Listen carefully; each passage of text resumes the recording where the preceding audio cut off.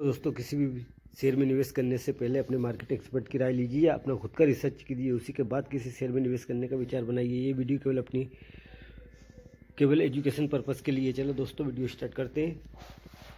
ये ₹1.45 का ये पेनी स्टॉक है। ये 52 वीक इसका हाई जो है ₹12.19 पे, और ये अपने 52 वीक लो पर आज आकर ये खड़ा हुआ है। ये इसका 52 वीक लो जो ₹1.43 का है, जो कि आज जो अपने लो पे आकर खड़ा हुआ है ₹1.45 का जो स्टॉक।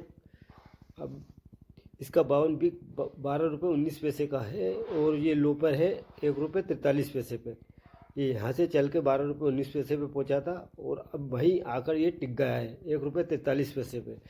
तो दोस्तों, और ओपन आज का ओपन है इसका ₹1.50, हाई इसका ₹1.50 और लो इसका ₹1.43 का है। दोस्तों, ये पेनी स्टॉक का जो ₹1.45 पे 30 दिसंबर में चल रहा है।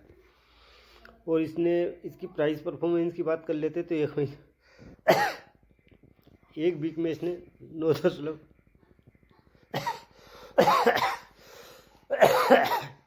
9.54% का नेगेटिव रिटर्न दिया। एक महीने में इसने 17.61% का नेगेटिव रिटर्न दिया। 3 महीने में इसने 61.33% का नेगेटिव रिटर्न दिया। एक साल में इसने 85.46% का नेगेटिव रिटर्न दिया। 3 साल में 101.39% का पॉजिटिव रिटर्न दिया है। दोस्तों, इसकी एक महीने में क्वांटिटी 2 करोड़ क्वांटिटी ट्रेड हुई, जिसमें 100% डिलीवरी उठाई गई।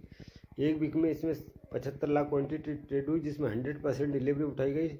यह सैटरडे में इसमें 92 लाख क्वांटिटी ट्रेड हुई, जिसमें 92 लाख की डिलीवरी उठाई गई है। टुडे में 92 लाख क्वांटिटी ट्रेड हुई है। दोस्तों, इनकॉर्पोरेटेड 2015 में, कंपनी की स्थापना 2015 में हुई है। ये BSE पर लिस्टेड है। इसकी मार्केट कैप की बात कर ले 111 करोड़ का है। करंट प्राइस का ₹1.45 का, हाई इसका ₹12.20 का है, और लो इसका ₹1.43 का है। और ये अभी अपने लो पे ही चल रहा है। और स्टॉक पी इसका 134 का, इंडस्ट्रीज पी इसका 48.02 का है। बुक वैल्यू ₹1.10 की। डिविडेंड कंपनी देती नहीं है। ROC इसका 2.16% का है। ROE इसका 1.23% का है। फेस वैल्यू इसकी ₹1 की है। आयुर्वेद और उपभोक्ता टिकाऊ की वस्तु बिक्री करने वाली कंपनी है, यानी कि इसका बिजनेस जो है आयुर्वेदिक और उपभोक्ता टिकाऊ वस्तुओं की बिक्री करने वाली कंपनी है।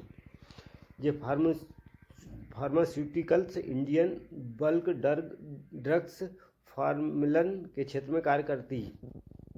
Company has reduce debt. Company almost debt free है। अब इसकी क्वार्टर बाय क्वार्टर कंपनी की सेल की बात कर लेते हैं तो जून 2024 में इसने 16 करोड़ की सेल करी है, और दिसंबर में 2024 में 17 करोड़ की सेल करी। ऑपरेटिंग प्रॉफिट की बात कर लेते हैं। इसका 1 लाख का हुआ जून में 2024 में, और सितंबर में 48 लाख का इसका ऑपरेटिंग प्रॉफिट हुआ है। और ओपीएम की बात कर लेते हैं तो ओपीएम 0.6% का हुआ, और सितंबर 2024 में 2.76% का इसका ओपीएम में भी ग्रोथ हुई है। दोस्तों, और नेट प्रॉफिट की अपन बात करते हैं तो इसका नेट प्रॉफिट 17 लाख से बढ़ के 28 लाख पर पहुंच गया है इसका नेट प्रॉफिट। ईपीएस पर और साल दर साल में कंपनी की सेल की बात कर लेते हैं। मार्च 2024 में 76 करोड़ की सेल हुई है। फिर टीटीएम में 82 करोड़ की सेल करी है कंपनी ने। ऑपरेटिंग प्रॉफिट की बात कर लेते हैं तो 199 करोड़ का इसका 1,99,00,000 का इसका ऑपरेटिंग प्रॉफिट हुआ। फिर 1,32,00,000 का इसका ऑपरेटिंग प्रॉफिट हुआ। दोस्तों, और नेट प्रॉफिट की अदर इनकम की बात कर लेते हैं। 35 करोड़ की नेट प्रॉफिट की बात करते हैं तो इसमें 103 करोड़ से बढ़कर घटकर 83 करोड़ का इसका 83 लाख का इसका ऑपरेटिंग प्रॉफिट नेट प्रॉफिट हुआ है। 103 करोड़ से मार्च 2024 में 103 करोड़ का हुआ, फिर 83 लाख का इसका नेट प्रॉफिट हुआ। डिविडेंड कंपनी देती नहीं है।